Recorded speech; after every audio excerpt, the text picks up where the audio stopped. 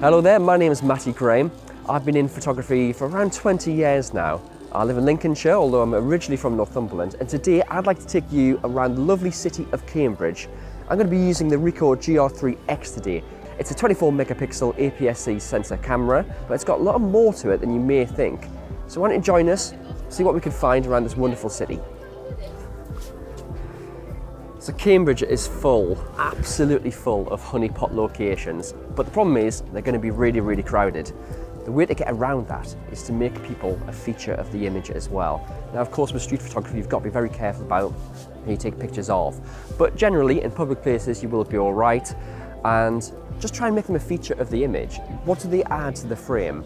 Have they got something interesting? Are they eating? Are they drinking? Something like that. But yeah, just try and include them, and it does get around the fact that there are lots of crowds.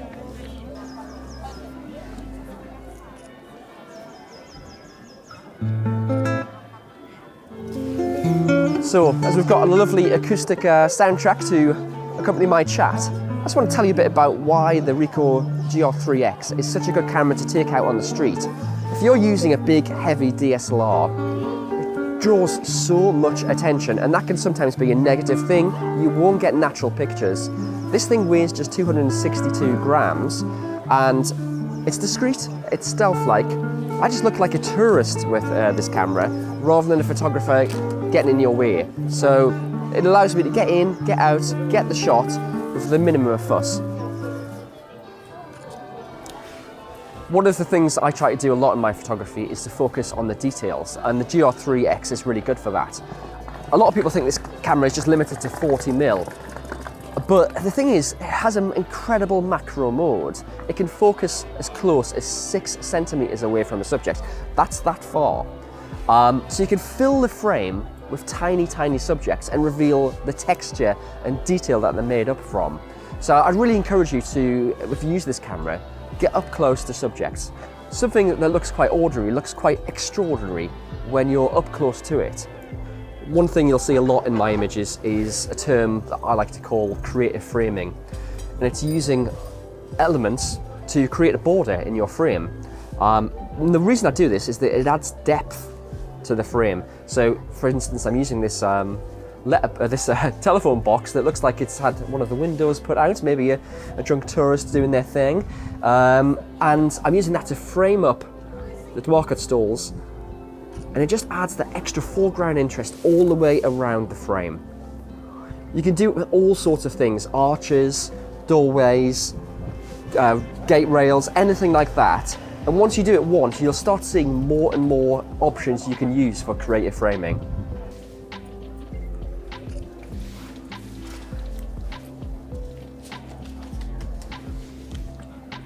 The thing about the GR3 and the GR3X is that it's designed to be used one-handed. It gives you that freedom. Obviously you use the wrist strap because you don't want to drop it, but you set up like this, you use the rear screen, which is touch sensitive, to pick your focus point, and then you just click the shutter. And it just allows you that speed to get in, focus up, shoot, and then get out of there when the moment's gone. And hopefully you've captured that perfect frame. Although it's a really small camera, it's absolutely packed with features, and the GR3 has a built-in ND filter. If you put the ND filter on in a fairly shaded area and change your aperture to around f/18, even on a bright day like this, you're able to capture some motion in the frame. Of course, I don't want to be actually hand-holding the camera when I do that, so you can either put it on a wall or bring along a little mini tripod like this, and just rest it on the floor, get a really nice low-down shot, just blurring the people walking past. And it adds that sense of motion and speed to a frame. So I'm going to activate the ND filter now. You go into the menus, scroll down to ND filter, activate that, and then literally just put it down on the ground. Wait for these people to walk past.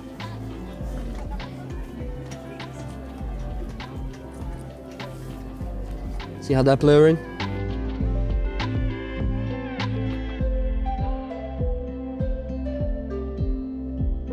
You'll notice today it's really sunny, there's hardly a cloud in the sky, and that means we're confronted with high contrast lighting.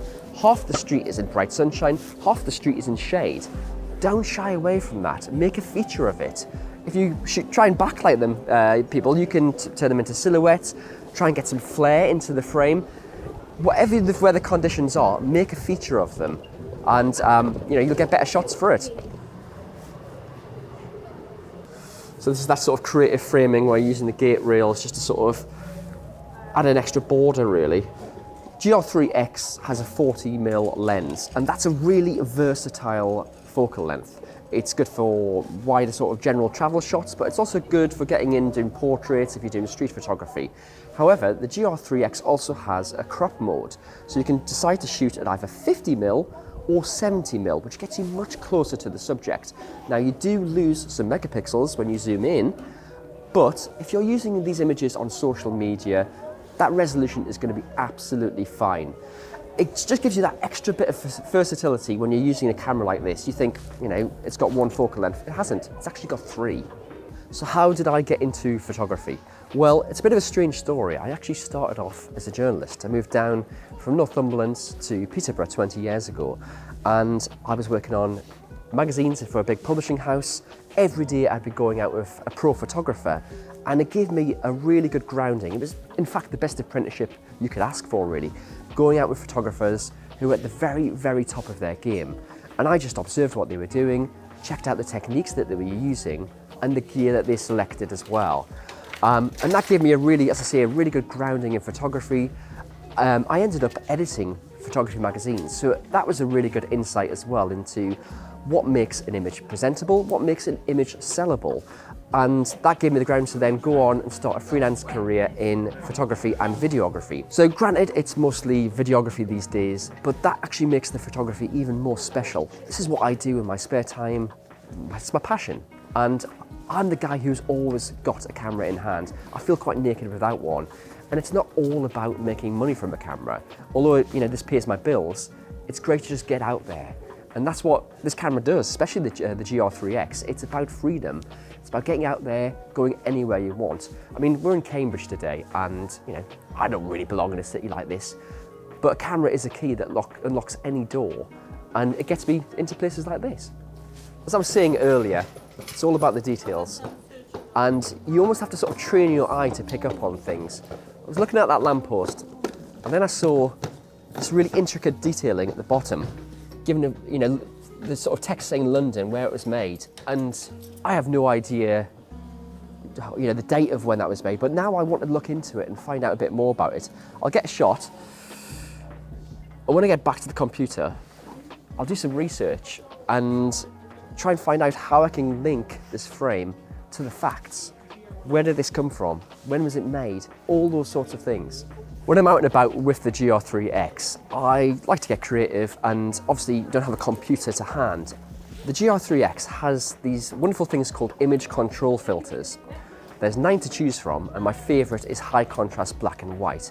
And it just allows you to add that in-camera creativity without the need for a computer to hand. The good thing is that you can also shoot a RAW file as you're taking the image control filter. So you'll have the black and white one, for example, but also the RAW file is a safety net in case you don't like the black and white and want to put it into colour or edit it further later on. If you find yourself in the shade or light levels do start to drop, then shutter speeds will fall as well, of course. So that runs the risk of shake entering the frame. The good thing about the GR3X is that it has inbuilt image stabilization. It's a 3-axis system which gives you 4 stops of compensation. And the good thing as well is that you can obviously take the aperture down to f2.8, letting more light in, increasing that shutter speed and lowering the risk of any blur entering the frame. One of the best bits of advice I got was that you should never take a picture from head height. Going low or going high works so much better because that's the view we're not used to seeing. So what I'm doing here is we're on a bridge, the punts are just going under the bridge, and I'm just dangling the camera over and shooting straight down, a straight aerial shot, just to give a bit of a unique perspective that you wouldn't get if you were holding the camera at head height. Water, reflections, it all works. And one of the tricks that I do as well, although I haven't got one with me today, is I often bring a bottle of water out with me. If there's an interesting subject, I'll literally empty the bottle of water out and make a puddle. Then you've got an instant made reflection.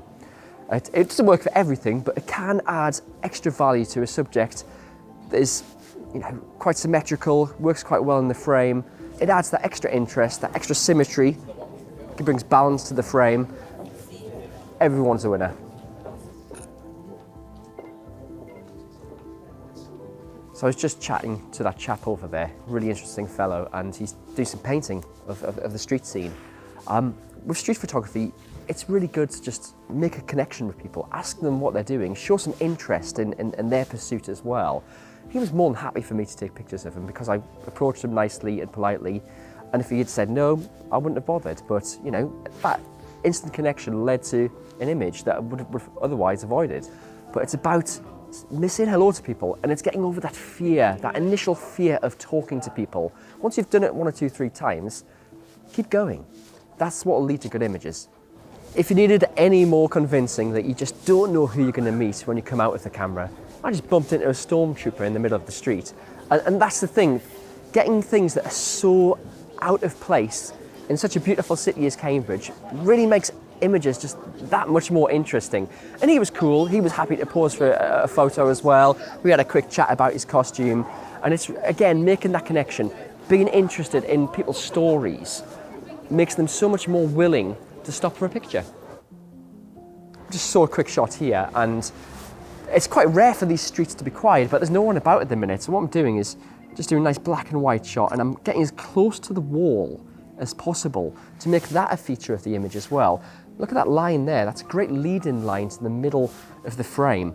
So I come that way there, focus up, shoot, and yeah, I'm pretty happy with that. So try and use the features that are around you, and at the end of the day, you can just, once you're done, just slip the camera back in your pocket and on you go to the next one. Getting low down, making a feature, even putting the grass in front of the lens to create some foreground interest can really pay off. Taking a picture of this tree, which is reputed to be the tree Isaac Newton sat under when he discovered gravity. I can't see any apples. Again, low down, using the cobbles as foreground interest just adds so much more to the frame. I can go really low down, I can get my tripod out if I need to. The GR3X doesn't have a flip screen, so you do have to get low as well if you're going to do a low shot, but it's a big screen, it's touch sensitive, and the visuality of it, the colours are really true to life. What you see on the screen is pretty much what you get in your image. And in fact, the colour science from Ricoh is really good as well. The colours are really true, there's no sort of green or blue casts that are overly overpowering in the frame. And that's good because it cuts down on processing time as well. You don't have to correct all the colours. That's why Ricoh's got such a good name, because people do trust the colour science behind the camera. One of the challenges, should we say, about the Ricoh GR3 and the GR3X is the battery. It's not a big battery, but it comes down to how you use the camera. A lot of people, when I've been on photo walks and things like that, turn the camera on, walk around with it turned on for a good solid 2 hours and then wonder why the battery is depleted. That's not how you take pictures, it really isn't. You turn it on, take your picture, and once you're done you turn it off, and that saves the battery. You can, in fact, turn the display off as well if you want to sort of trust your judgment in composition, or you can charge it up on the go. And I always carry a battery pack, and it connects up via a USB-C lead. If I stop and have a coffee, I'll just plug the two in, it will recharge it up, and then I'm good to go again. And really, if you've got a power bank and a lead, you're good for an all-day shoot, as long as you take regular breaks to recharge the battery. So what I'm going to do is, I'm going to try a shot where I'll literally just pull this branch down, use it as foreground interest so that I'm almost shooting through the foliage. Again, it just comes down to that creative framing and how you can use elements around you to add extra value to the frame. As I'm shooting, the GR3 is picking up on people using its face detection. And I do leave face detection on because it does work quite well. It does, not with every camera, but with the GR3, it does seem to pick out the people's faces really well. Just catching these people at the right moment. I mean, two punts just crossed over, they're holding their poles up. and it looks like they made an X, and it's just those split-second timings. That's where great street photography comes from. Being ready for that moment. And this camera, it starts up really quickly. It starts up in just 0.8 of a second. So, you know, you're not waiting around for the lens to come out too long. You know, it's great, it's fast. It also has a feature called snap focus. And what that is, it's essentially manual focus at a predetermined distance. So once you get your eye in and you can measure, say, 2.5 meters, you just click it, and you don't even have to wait for the camera to focus. A lot of people swear by snap focus. I like to rely on the autofocus because it's such a good system now. It just doesn't let you down.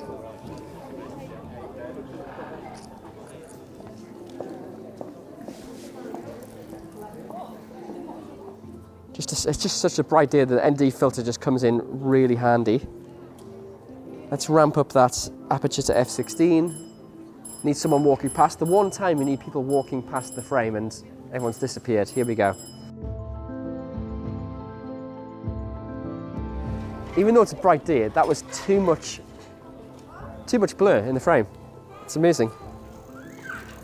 So I get asked a lot about my inspirations in photography, and I know some photographers at this point would say something really profound and really deep, but to be completely honest with you, I just think photography is cool.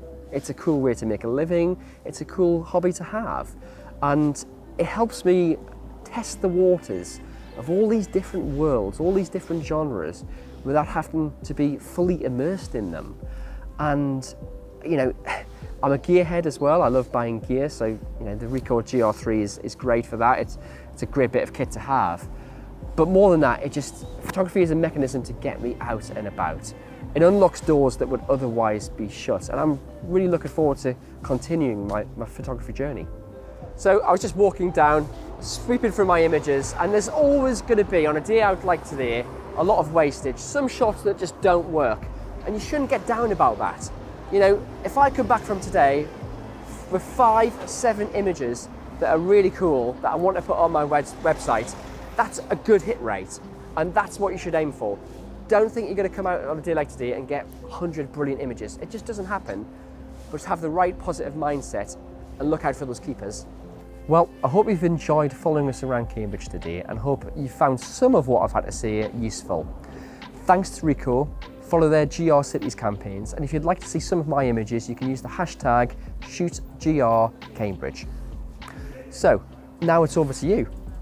Can you get creative with your camera? Can you use creative framing? Can you use in-camera filters? It's all about having fun with the camera. Thanks for watching.